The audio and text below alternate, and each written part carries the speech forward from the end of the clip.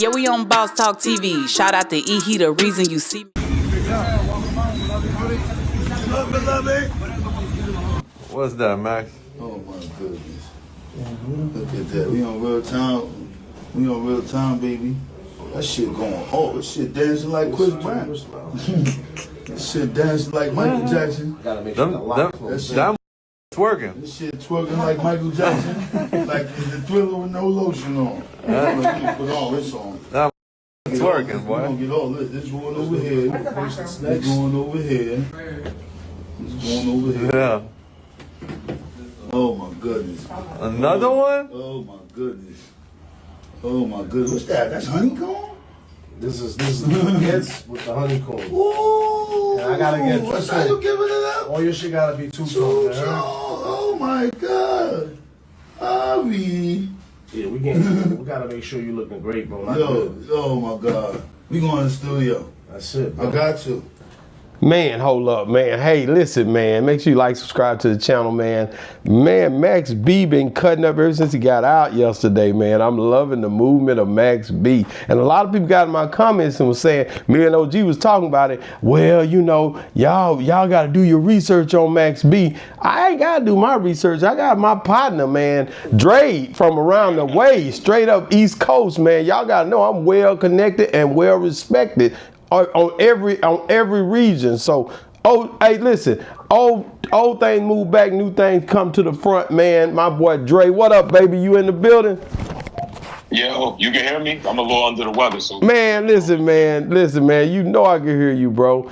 I'm trying to figure out who Max B is. They try to play me like, okay. Of course I seen him with French Montana, but I'm like, Max B, I didn't know the whole insight of his whole run. 2000, and I'm gonna be honest with you, and we might have some pushback, me and you, on this if I can get you crunk up today.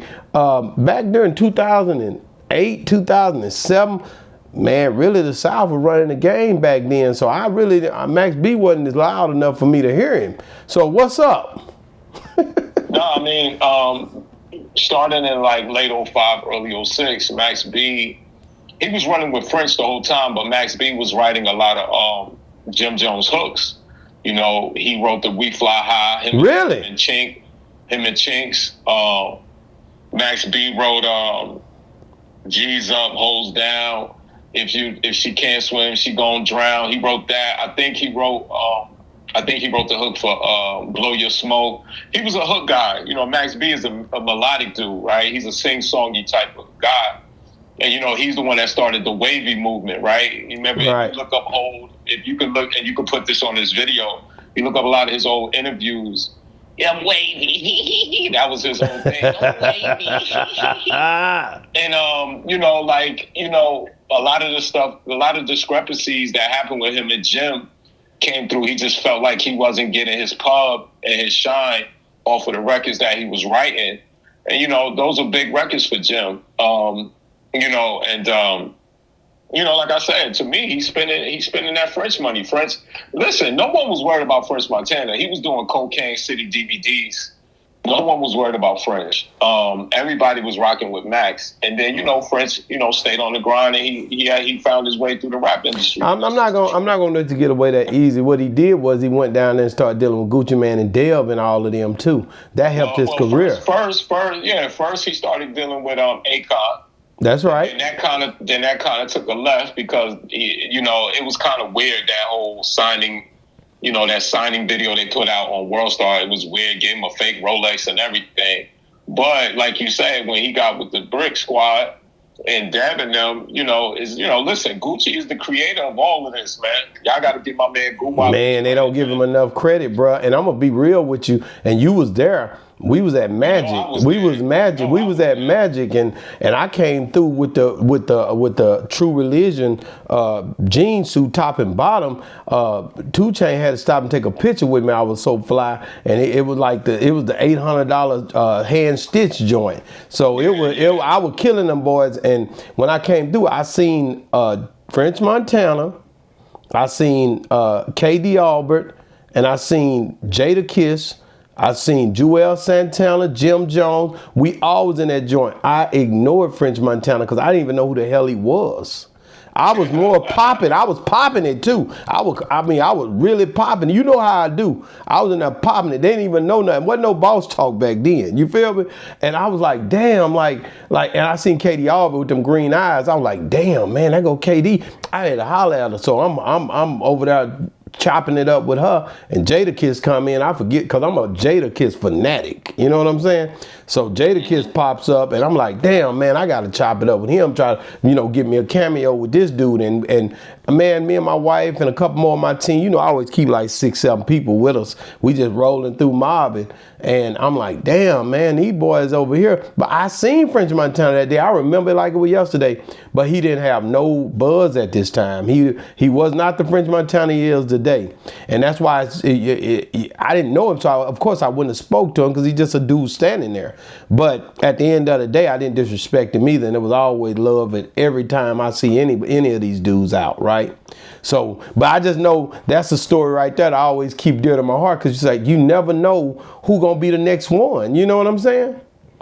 Man, it's always like that. Let me tell you something. Behind closed doors, if you would have bet any, like, especially when I was deep in the industry, if you would have bet any person that wouldn't have got signed and had a run like that, would have been French. I'm not gonna say no name, no blame, but in the industry, they used to say he can't rap by himself. Like, you always got to put him on have someone features his records. If you look at most of his big records, like, especially when you say "Don't Stop," pop that "Don't Stop" with Ross and him. Yeah, that whole huge. Right, exactly. He couldn't carry a record, but listen, he found his way. He got his money. But as far as Max B goes, he got caught up in that robbery charge.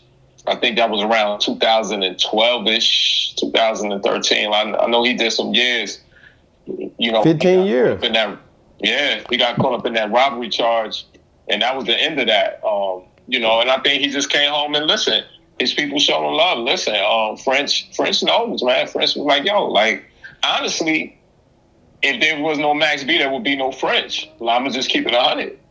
But French kept himself relevant, and listen, he home spending that bread now, Jack. Well, I'm telling you right now, man, he's home spending that bread, but it's 1090 Jake, a couple of more people, I've seen them popping out, bro. They asking how he had a life sentence and he got out early, and these are things are coming too. Like, he gonna get the good, and I see the jury, and I see the Louis Vuitton, and I see everybody pulling up and showing him love, but I read a book that say every time I do good, evil was present. So there's always evil present. So I think he's going to get a lot of flack for how he got out early. That's a part of the internet. Now, anybody to get out have to face the fire when it come down to their paperwork. Did they tell it? Everybody telling it, because it's a part of you. Unless you did something like your boy here who turned it up and put 12 in a box and took it all away, then you did some type of agreement. You settling, or you copping a plea, or it's always that type of atmosphere to deal with when you come home. Unless you took it all away and put 12 in the box, they can always come back at you and say, oh yeah, he told, or he did this. So how do he deflect that being in these streets, Listen, it's simple. Either he told or he didn't. That's just how it is, bro. Either there's paperwork that's saying he taught, or there's paperwork that's saying he didn't do anything. It's just that simple. Yeah, right? Everything else is speculation. Yeah, go ahead. Tell you I could jump over a 12-foot building. What does it mean until I show you? So either he did or he didn't. Is what it is. And it's a lot of people riding with Jim Jones. It's a lot of people. I just seen something about Mano and him being at the Jets game. Him and what else? Who else was it there? Method Man was at the Jets game. Like, he got a lot of people popping out, but it's gonna be some hey, I'm with this, or hey, I remember when this happened, I wasn't with that. It's gonna be some people gonna pick sides, bro. Can they get past this now that it's a thing where he's home now?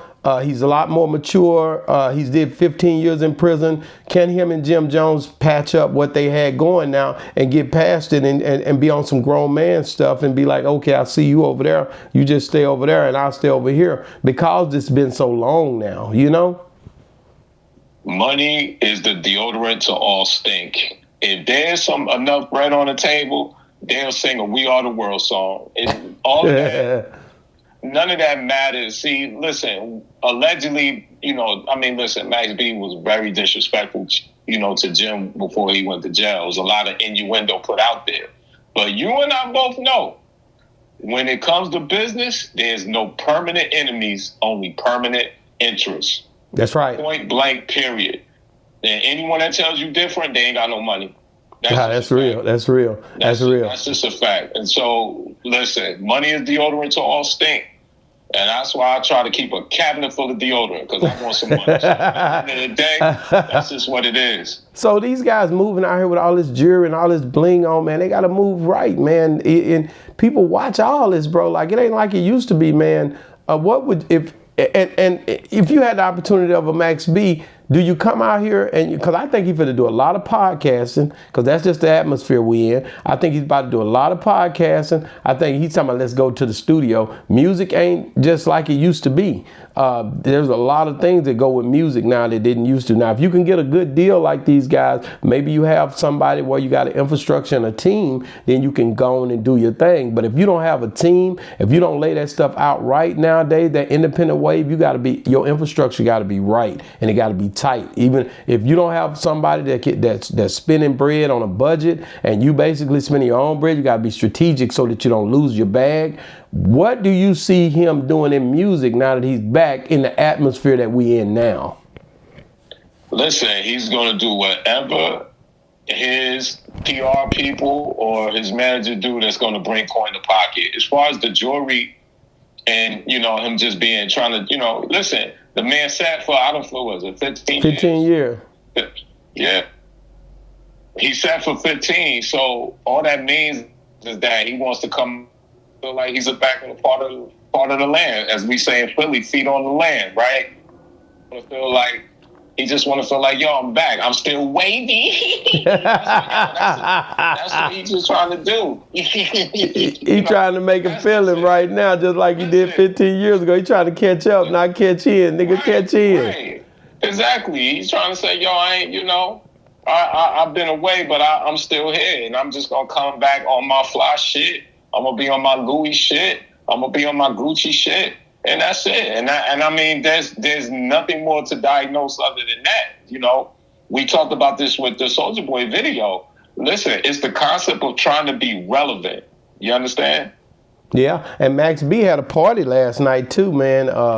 He just got home, so they had a party, welcome home party last night at Dream Hospitality Group that put it together, 621 West 46th Street. I ain't seen no footage on that pop out yet. I ain't looked at it really. A welcome home party for Max B. So I mean, I remember my partner came home, man, and I put him up on game, took him to Vegas and showed him love, and man, it's something about trying to make sure you show love to the person when they hold it down and do that time and make it home, bro. It make you want to really, really show them that you love them, that you care for them, that you didn't just send pictures, that you really rock with them no matter what. I think that's something that people forget about, after time goes on. But when it comes down to Max B, right now, and it can get overwhelming. Like, you gotta realize 15 years being locked up, being around certain people, being isolated to certain people, isolated to telling when to stand up, count time, to now you just walking around here free after 15 years. Believe me, there's a point of institutionalization that he's dealing with, trying to get his mind conform back to this world, transform back to this world, getting reconditioned out here in the world, walking around, dealing with people being up close behind him. Used to, if a person was behind you or beside you, you checking for him, because if you too close, nigga, hey, get back. Hey, might be trying to stab me or anything. Or you seen what happened to Tory Lanez. You seen all the stuff that's didn't happen when you locked up. When you in confinements, man, you watching your back. You don't know if the person sleeping beside you or behind you or walking in early gonna kill you. No, I totally agree. I mean, but listen, when you try to come home and feel like you felt before you left, you're gonna do that, man. Now, once you get it out your system is one thing, But you know how it is, yo. When you put feet back on the land, you want to feel like Superman, and that's just what it is. Right? He's trying to catch that. He's trying to catch that wave. The wavy guy, man. Thank you so much, man. I really, like I said, I enjoy seeing his movement. I mean, being one that been through a lot, to see somebody pop out and show off and do this, man, I ain't gonna lie to you, it's a certain synergy, it's a certain energy out there that I like to see them popping it and having a good time, because life is too short, man. And so I've been sitting back, I seen him at the game, at the Jets game, I talked about that, and then to see him, and then I seen 50 Cent posted him too. It's like 50 Cent posted a conversation that he was having and showing love that he's home, man. So how big, is this big for New York that Max B is out? Like, is this a huge thing? Nah, it's bigger for the people that was relevant for that moment. You know, like once was young is now old, meaning the people that were young at the time when they were looking up to him and that whole wavy movement are now, it's almost like me buying retro Jordans, right? I'm trying to recapture how I felt at a certain age, and that's just all it is. It'll whimper down like everything else. Wow. You know what I'm saying? Wow. And I agree with you 100%, man. You know, like I said, it's a high, man, to come home and you've been gone and you get out there and everybody waiting on you. It's a rush, man. All the people that you love, that some of them you ain't heard from either. These niggas that done fell off. Now all of a sudden he out, they trying to get recognition off of him. A lot of these guys gonna try to use him to get their buzz back too. It's a thing called I fell off when you was gone, and now that you back, maybe I can get my traction back on a little bit, because I done lost all the buzz I had while you was gone. So, I mean, I ain't gonna lie to you, I ain't been listening to no French Montana before this popped off. I ain't heard so much French Montana than in the last few days, man. Even though he got that bread, just cause you got money, a lot of time you lose your buzz. And you 100%. So you just listen, it's cyclical, bro. It's cyclical. Like, you come and you go.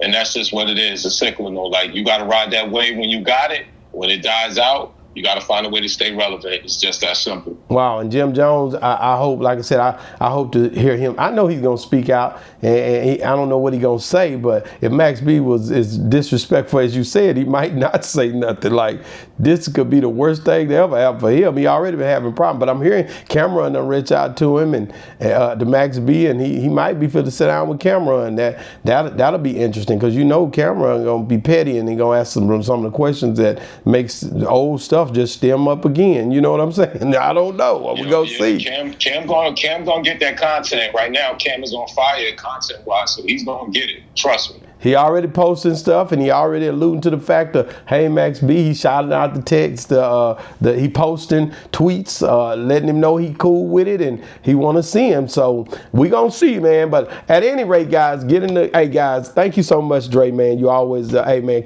hold it down on that East Coast, man, and get the feeling better, man. We got a lot of work to do. You know what I'm talking about? You supposed to be out here with me in a few months. I'm gonna be, yes, sir. In 2 months, I'm gonna be down there doing the Lord's work. Hey, so, man, guys, make sure you subscribe to the channel, man, and guys, if you're still watching, guys, make sure you do me a big favor and tune in. And Max B part 2, I had to get my boy Dre on the line, man, and Dre pretty much pulled up. He in New York. I wanted you guys to feel the essence of the way he see, Max B, and he gave you some insight I probably wouldn't have been able to tell you. I just see a nigga celebrating on the East Coast, man, and it looking good. He got all this jewelry on, bling, blow, boom, and just having a good time, man. Life is too short, man. Make sure you guys check out this next interview, this next review where he was at the Jets game. But hey, listen, man, Boss Talk 101 reviews. Yeah, we on Boss Talk TV. Shout out to E. He the reason you see me.